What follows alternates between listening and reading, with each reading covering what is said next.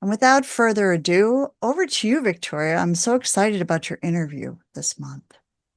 Hey everybody, I'm excited too. I had the camera off for a minute because I want to put Altamush's info in the chat. And there's so much to put. I mean, this person is incredibly accomplished. So he's not with us today in person because he lives in Pakistan, which is, I believe, 9 hours later than New York City. But I did do pre-record on that, so we'll be hearing from him in just a moment. And frankly, because that was a couple of weeks ago, I don't remember how much I introduced him then, so I'll just give you a little run through about Altamush Saeed, whom we have thanks to Reverend Sarah. Because did you meet him at Oxford, Sarah, or was it one of these other fabulous things you do? Ultima shows up everywhere. I've Okay. seen him at Oxford Center for Animal Ethics. I've also seen him at the Humane Society annual conference. So he really kind of does the gamut of different audiences and places he can do his advocacy, which I really appreciate. So I'm glad you had Yeah. a great conversation. Well, and he does things that are late at night too, because he was at the Interfaith Vegan Coalition Zoom meeting last week, which was later than this. In any case, for those of you who don't know Altamush Saeed, he is Muslim, and this is our interfaith part of the program, so we'll be hearing from him about that. He is also an animal rights and environmental lawyer. He is the founder of Pakistan's first international animal and environmental rights conference. And we'll put all this in the chat. And without further ado, we'll actually get to hear him because he's pretty cool. Hello, Compassionist. It's unusual that we pre record. Usually, our special spiritual guest is live with us, but sometimes we have to make a concession to people who are coming from far, far away. And that's what's happening today because our special spiritual guest is joining us from Lahore, Pakistan. So, how did we find him? Well, it was Reverend Sarah who found him on all of her many travels around the world. I believe that they have met three times at various conferences and at the Oxford Animal Rights Summer School. So we are so, so pleased to be welcoming today Altamush Saeed, who is an interspecies justice lawyer and activist. He founded Pakistan's first environmental and animal law firm and also Pakistan's first International Animal and Environmental Rights Conference, which happened this year and will be happening again in 2026. And oh my gosh, he's done so many other things. So you can read all that in the chat and on the website. But now let's get to the conversation. Welcome, Altamush. Welcome. Thank you so much for having me. Well, it's an absolute pleasure. Just when you were telling me before we started to record that you're an interspecies justice lawyer and activist, how did that start? Where did that come from? Oh, it came actually my whole life, and I'm not sure if this is true, but I call it fate, and I personally believe in it, and it has happened in phases. So the thing is, and I'm getting more clarity as I age, basically. The thing is, I mean, if you're in high school, God or somebody else would not give you PhD level information because never get it, right? So it happens in stages, and that's how it happened to me in my life as well. When I was like really young, when I was 14, I started working on human rights issues, and that's kind of the most visible, concern here in Pakistan because, as you may have heard, human rights abuses are so high here. For people to see animal rights and environment rights, it's kind of really hard, and I don't blame them for it. And if a genuine person is trying to do something, they will almost always start with human rights work. So as a kid, the first thing that I did was I started a soccer tournament. I love soccer, and we used that to eradicate drug abuse in our community. So every kid was playing soccer instead of drugs, and it took us 5 years. Eventually, I founded my own nonprofit, and I've been running it here in Pakistan. And later in 2018, when I was still a law student, I was rescued by a cat. She came into our lives, and she physically, she mentally rescued us, and while we physically rescued her, she went out. I didn't understand spay neuter back then. She came back, had five babies. They're all with us, so big family. and that was 2018. And yeah, so they teach us every single day, and my cats are kind of my mentors. And that's when the animal rights work started. I started filing petitions when I was a student. I wanted to shut down the zoo in my city. I'm still trying, but then later, COVID happened, and we led a nationwide project to help humans and animals. Essentially, we started with dogs because that's like the most visible animal here in Pakistan. We started food drives for them because during COVID, as you can imagine, with markets and everything closed, most of them rely on leftovers. So I felt that they needed food as well. That was a very tiny effort, which is still ongoing. Eventually, the floods happened in Pakistan, which was really, really bad. One third of my country was underwater. Per the official data, over 1 million farm animals died, and 1,700 human beings died, and it was a lot of catastrophe. But and that's when the environmental part came into the mix as well. However, if you have seen my CV, and I still call it fate, I somehow ended up with a master's in each of these disciplines separately: human rights, international law, animal rights law, and environmental law. And I always wanted to do this, and that's last year I was doing an internship with a very kind person. You might know her. Her name is Dr. Hope Firdoshian. She works at Phoenix Zones Initiative in the US, and she founded this term called interspecies justice. And I felt that's what I've been doing my whole life.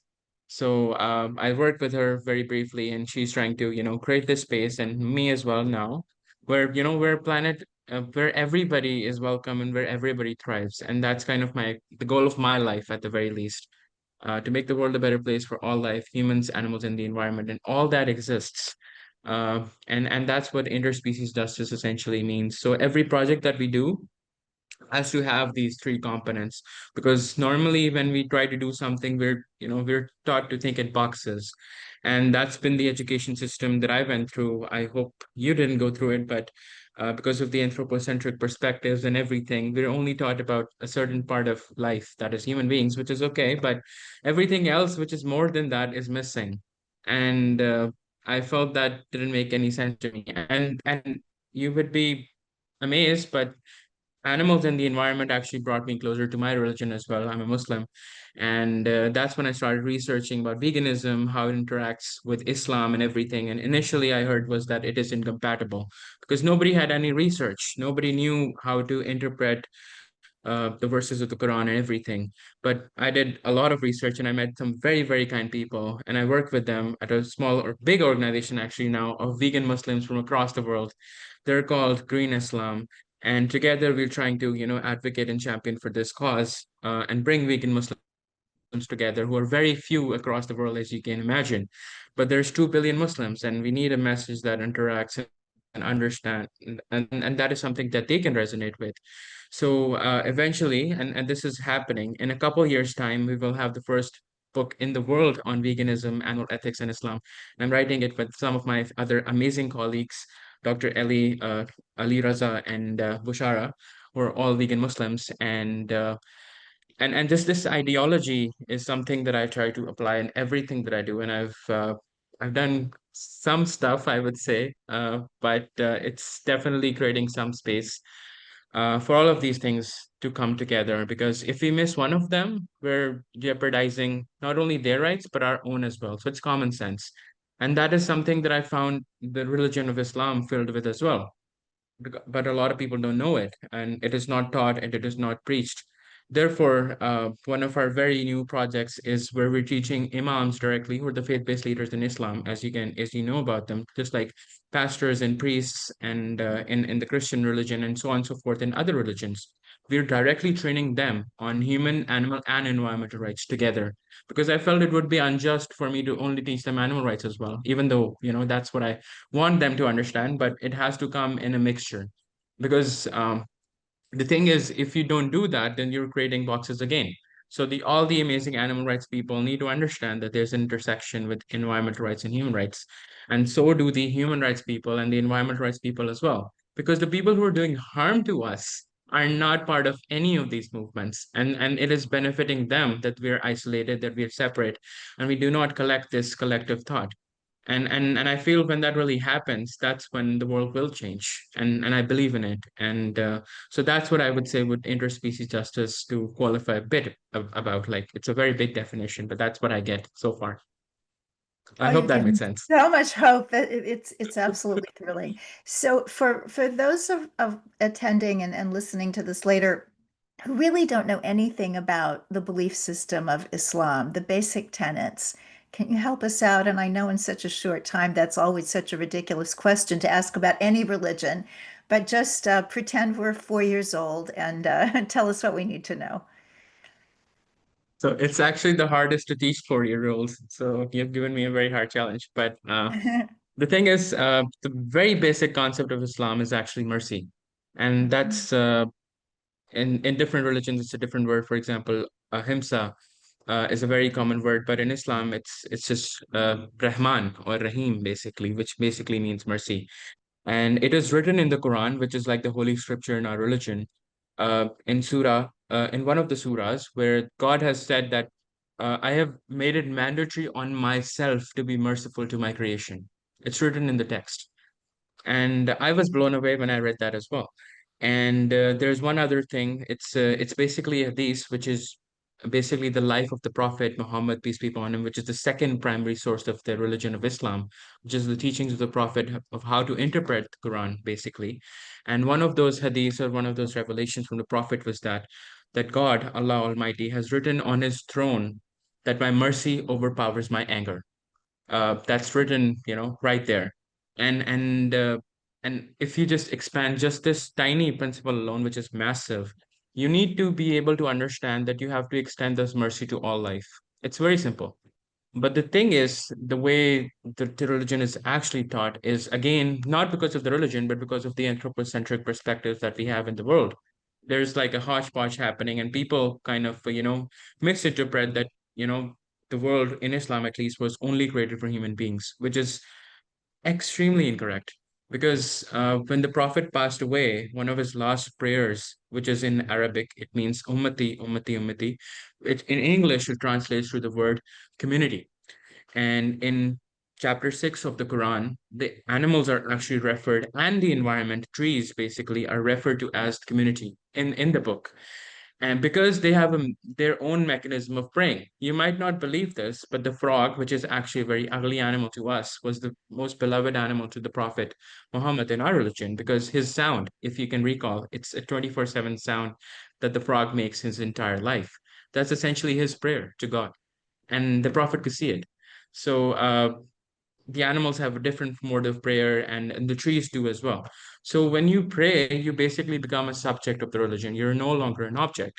And the other cardinal principle of Islam is that everything was given to us as a form of responsibility. It was not given to us for using as the way we want.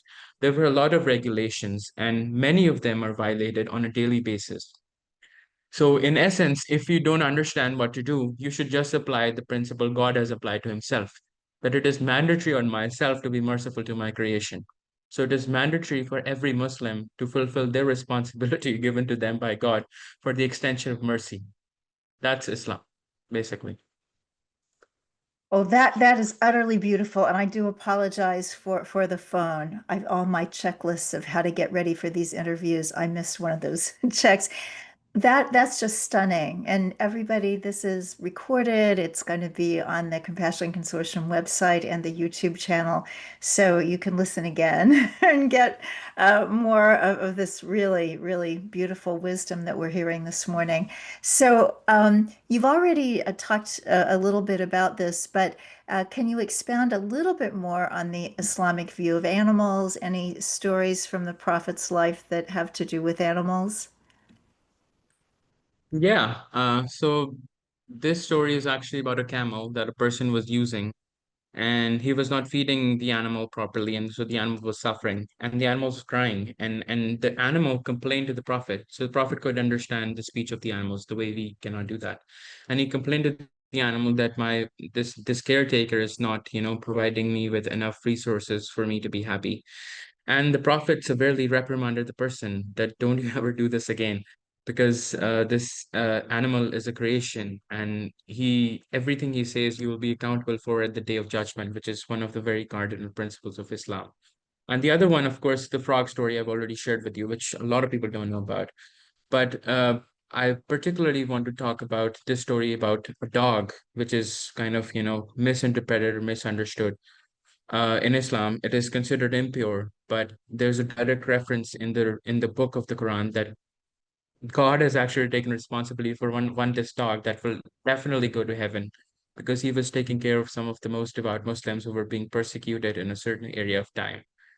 So the animals, they will be accountable for, and at the day of judgment they will, make their own statements, and people will be held accountable for them. So if not that, people should understand that they are a part of the community and they have their own rights, and they're not, they're on the planet to for us to use in any way that we want. There are severe regulations that apply to them despite their own lack of speech and everything. So that's what I would share in this very brief amount of time. That's really beautiful. So I know something that some people are probably thinking about that Hmm. we've heard of the Eid al-Adha and the Yeah. day of the year that commemorates Abraham's willingness to sacrifice his son, but doing something different. So tell us about that and tell us what you do with that as a vegan Muslim. So that's a very good question, and the way, you know, as you mentioned, is that we're honoring the sacrifice of Hazrat Ibrahim when he offered his son. So the thing is, the way the sacrifice happens right now is that people just go and buy an animal and they sacrifice them on the next day. The thing is, the actual essence of Eid al-Adha was sacrificing a part of yourself that you are so dear, that is so beloved to you, that you're actually sacrificing yourself. And that's what the Prophet Ibrahim did.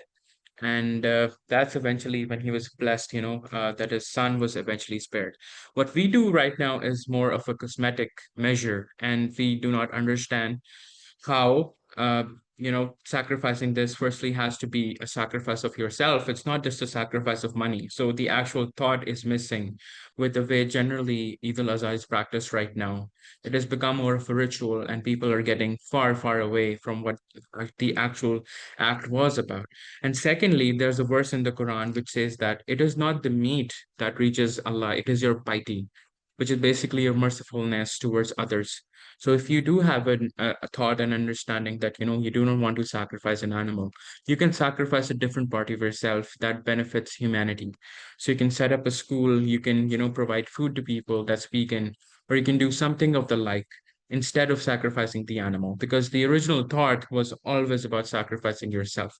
And the other thing is, which is missing from with the way this event has to be interpreted, is that the way animal agriculture works right now, at least in the industrial perspective, we both know about, not a lot of people know, is causing harm directly to not just the environment, not just the animals, but humans themselves, which is leading to lots of disasters. 2022, when we had the Great Flood, which actually put one third of Pakistan underwater, and a lot of people were displaced, and it's still displaced because they can never make up the financial loss that they had at that point. That happened also because of this, industrial animal agriculture as well. And in Islam, you're not allowed in any circumstances to do an act that harms another Muslim, which is what you're doing right now. So there's a lot of disconnect when it comes to applying the environmental principle of Islam within Eid al-Azha. So if you understand and acknowledge that, you should, move away from this practice because you're actually leading to the deaths of other human beings, which is, the more higher principle in Islam, that you have to take care of the Muslims first, which is why, nobody bats an eye when there is a balancing happening between human and animal rights. But that component about environmentalism is completely missing from this conversation, which is what we're trying to bring into the book.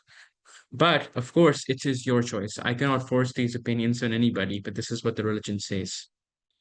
So, for people listening who are of the Muslim faith, and maybe they've never thought about trying to do things a little bit differently or sharing these ideas with their imam, what Mm. suggestions would you have for them? If they want to share them with the imam, I would say I mean, firstly, they should be of the Muslim faith. If they're from another faith, they should not do it, because that's just going to attract a lot of, harm in a different perspective because of the way colonialism and all the other seas work. So they have to be Muslim first, and then they have to have a good understanding of how human, animal, and environment rights, are talked about in Islam. You can find another expert if you yourself don't have that information. And then you have to work with them, give them references that this is, what the book says. And, do you think if this is something that aligns with my perspective? Because another one of those counterpart principles in Islam is that it is not mandatory for you to eat meat. It's nowhere written in the religion. And it is not mandatory on you to eat plants as well. But when you apply the initial principle that I shared with you, which is of mercy, if you apply that, the most merciful choice to not just animals, but the environment and human beings is to not eat animals. So, so that's something you have to, firstly believe in yourself first and then talk to the imam with. Because if you have limited knowledge, it could go elsewhere. And that's why what we're trying is if you have a small community, if you can find someone else to talk this with, you can definitely go to the imam and help them understand these perspectives. And if they agree, maybe they can offer a Friday sermon on this very topic. And that's what we're trying to do here in Pakistan as well, because it's kind of like the law, what they say. And if they say these things, I think a lot of monumental change within Islam can be brought about. Well, you are bringing about so much change around the world. It's such an honor and a pleasure to be speaking with you today. So, our time is up, sadly. Do you have a little final word? Yeah, I have a quote that I wrote a long time ago, but I think it's relevant. So it goes like this, it's just two lines. We only have one life to make a difference. Do it today. They only have one life to feel the difference. Do it today. Ah, I love that. So, I'm just so happy to know you. You have this wonderful infectious energy, and hopefully, there's a lot to that, isn't there? Just the energy, which I think is love coming out through people, and you seem to have a lot of it. So may God bless you in every way, and I hope that our paths will Yes. cross in 3 dimensions.